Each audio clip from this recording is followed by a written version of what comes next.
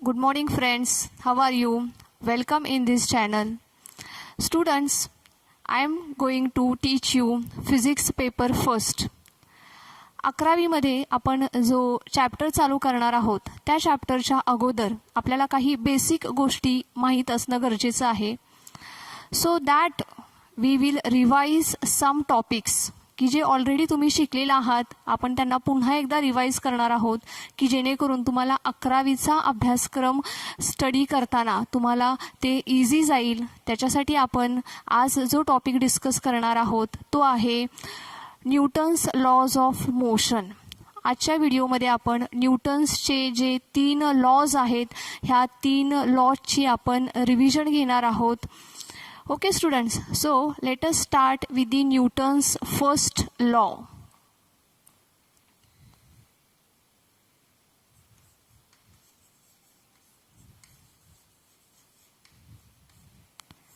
Newton's first law. When an object continues the position of rest or uniform motion along a straight line unless an external unbalanced force acts on it. बघा students, जर का आपण एखादा object consider केला तर त्या ऑब्जेक्टच्या 2 state असतात. एक तर रेस्ट ही आहे किंवा motion. That means the object is either in a rest or it is in a motion. जोपर्यंत we are not applying an external unbalanced force on the object will remain in that state. For example, जर का मी हा duster घेतला, right, duster आहे, जोपर्यंत ह्या डस्टरवरती अनबॅलेन्स्ड force act होणार नाही तोपर्यंत the duster will continues it's position of rest. If I apply force, then it will change the position. If a car is moving with the uniform speed along a straight line, then that car will continue its position of motion, right? When we apply the external unbalanced force, that means when we apply the brake, the car will come into the position of rest from the motion. जर का कारला आपण break लावला तर जी car motion मध्ये आहे ती काय होईल, रेस्ट पोझिशनला येईल. सो आपल्याला फर्स्ट लॉ काय सांगतोय, an object continues its position of rest or uniform motion unless an external unbalanced force acts on it.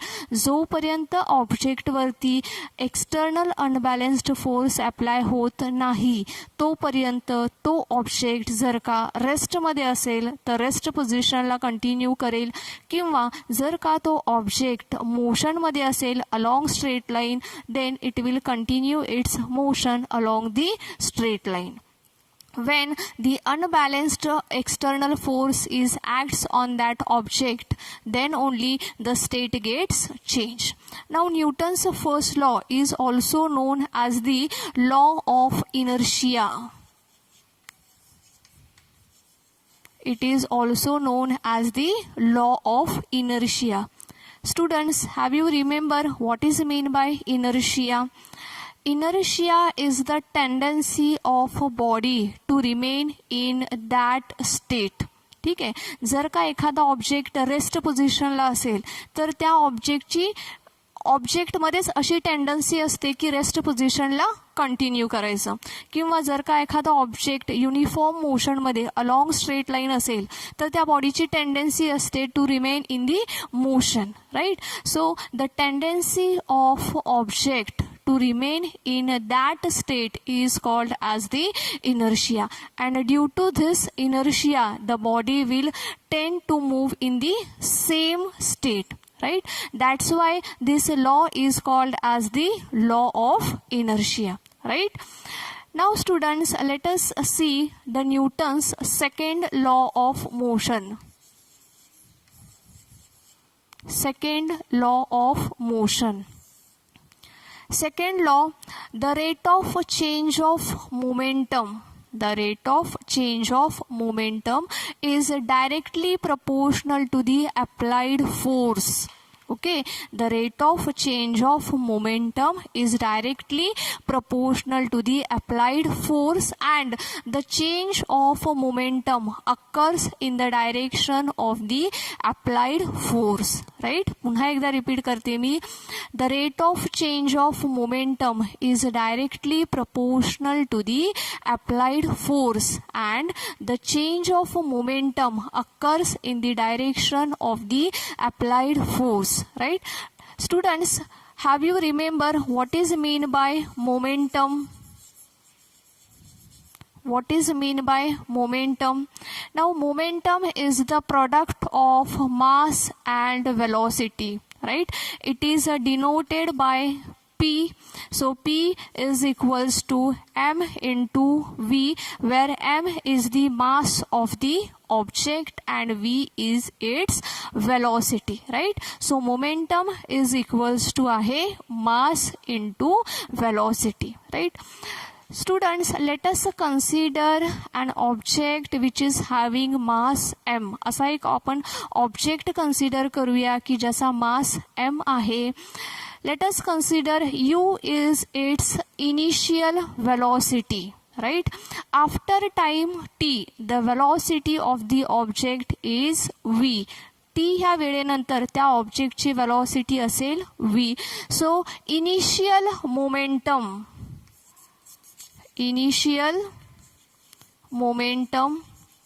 that is p1 is equals to काय आहे mass into velocity. That means m into initial velocity आहे u. So initial momentum is equals to mu, right?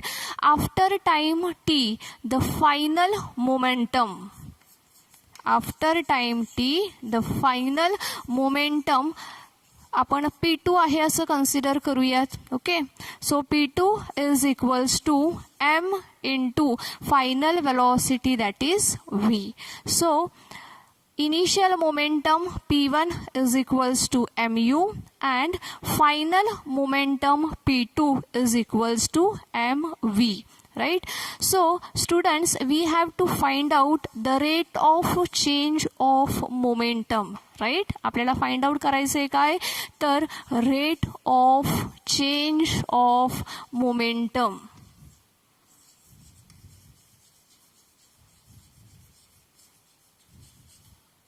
Rate of change of momentum is equals to काय असेल तर change in a momentum upon time. So change in momentum upon time, right? Change in a momentum upon time. So change in a momentum काय असेल तर final momentum minus initial momentum. Right? So final momentum आहे M V. बघा, initial momentum आहे M U. So minus M U upon time that is T. Right? Now m is a common, so take it outside. So in a next step we will get m into v minus u upon t. Right? M into v minus u upon t. But v minus u upon t is nothing but acceleration. Acceleration देखील आपण already शिकलेलो आहोत. Acceleration means the rate of change of velocity. Right? इथे बघा velocity change आहे. Change in a velocity v minus u upon time. Okay, change in a velocity means v minus u upon t. Change in a velocity upon time is the acceleration. So instead of writing this, बघा, instead of writing this v minus u upon t हे लिहिण्याच्या ऐवजी आपण लिहूयात m into a. ठीक आहे. So the rate of change of momentum is equals to काय मिळालं आपल्याला, m into a, right? The rate of change of momentum is equals to we get ma. Now by the Newton's second law, काय सांगतोय आपल्याला न्यूटनचा second law, the rate of change of momentum, that is ma, is directly proportional to the applied force. ठीक आहे. the rate of change of momentum काय सांगतोय आपल्याला, directly proportional to the applied force. ठीक आहे. So ma is directly proportional to the f. that means f is equals to काय होईल, k into ma. f is equals to काय आहे, k into ma. but k is called as the constant of proportionality and it is equal to 1. परंतु k म्हणजे काय आहे, तर it is the constant of proportionality आहे and it is equal to 1 आहे, right. सो k is equals to 1, then we will get f is equals to m into a. ठीक आहे. आता इथे जागा नसल्यामुळे मी इथंच ॲडजस्ट करते, f is equals to m into a because k is equals to 1. ठीक आहे. So this is the Newton's second law. काय आहे न्यूटनचा second law, the rate of change of momentum is directly proportional to the applied force and the change of momentum occurs in the direction of the applied force, right? So हा न्यूटनचा second law झालेला आहे. त्याच्यानंतर we have to see the Newton's third law of motion. ठीक आहे. So इथेच लिहूयात आपण third law.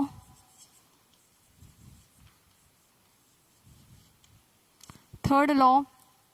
So न्यूटनचा third law आपल्याला असं सांगतो, एव्हरी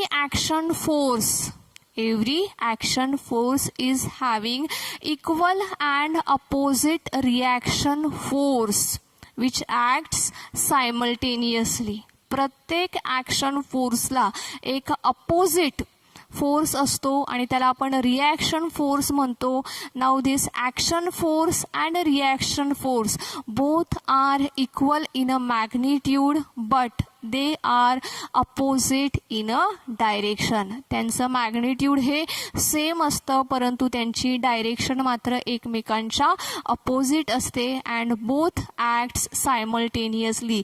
आणि दोन्ही फोर्स कसे ॲक्ट होतात, तर सायमल्टेनियसली ॲक्ट होतात. फॉर एक्झाम्पल, जर का एक्झाम्पलच सांगायचं म्हटलं तर if I punch on the board, जर का मी बोर्डवरती काय केलं, पंच केलं, तर this is my action force. मी जो फोर्स लावत आहे तो कोणता फोर्स आहे, तर ॲक्शन फोर्स आहे. When I punch on the board, the board will also exert force on my hand. So board जो फोर्स अप्लाय करेल that force is known as the reaction force, right. मी जो force apply करते त्याची direction कशी आहे, inwards, अशी आतल्या बाजूला आहे. तर बोर्ड जो फोर्स अप्लाय करतोय त्याची डायरेक्शन बाहेरच्या बाजूला आहे. रिमेंबर, ह्या दोनही फोर्सचा मॅग्निट्यूड हे सेम आहे परंतु ह्यांची डायरेक्शन मात्र एकमेकांच्या अपोजिट आहे. Now both force act simultaneously. दोन्ही फोर्स कसे ॲक्ट होत आहेत, तर सायमल्टेनियसली ॲक्ट होतात. अजून एखादं एक्झाम्पल आपण घेऊ शकतो. फॉर एक्झाम्पल, एक रबरी बॉल घ्यायचा.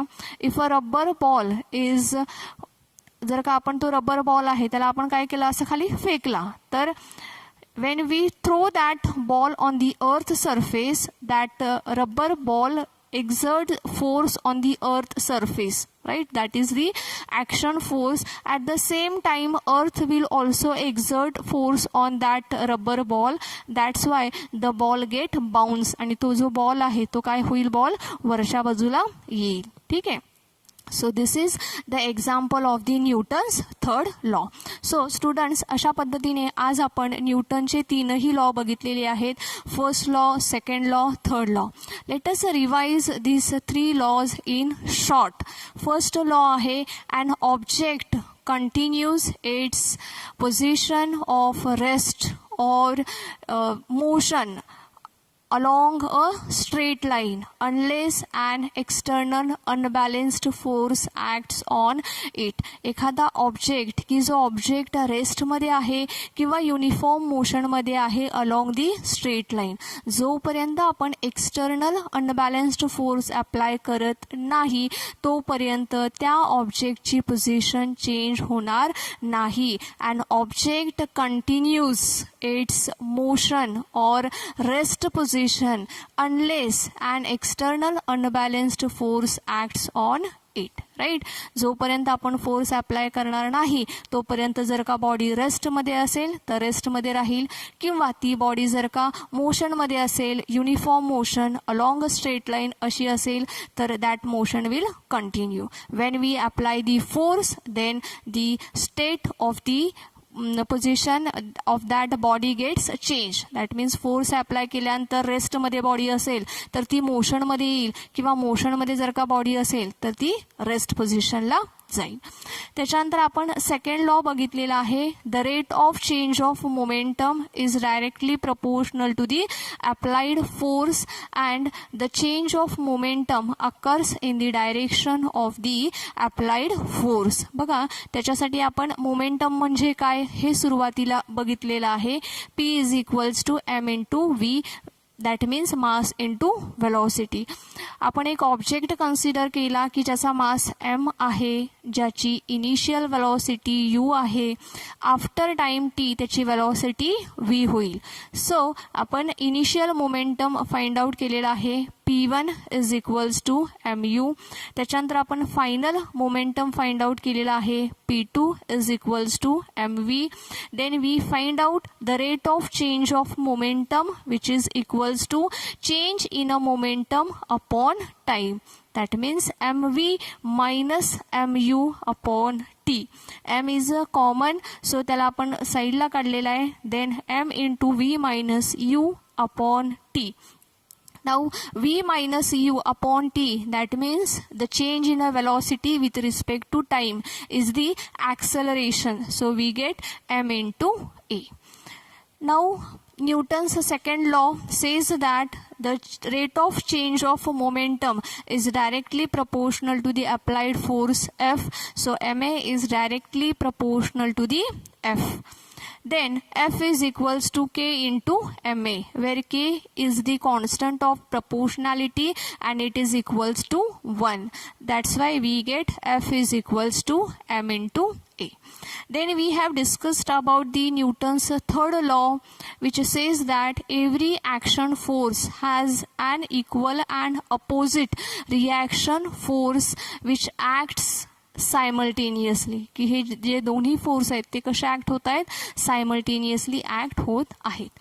सो स्टुडंट्स, आपण आजच्या लेक्चरमध्ये लॉज ऑफ मोशन अशा पद्धतीने रिवाईज केलेला आहे. ठीक आहे. Thank you students.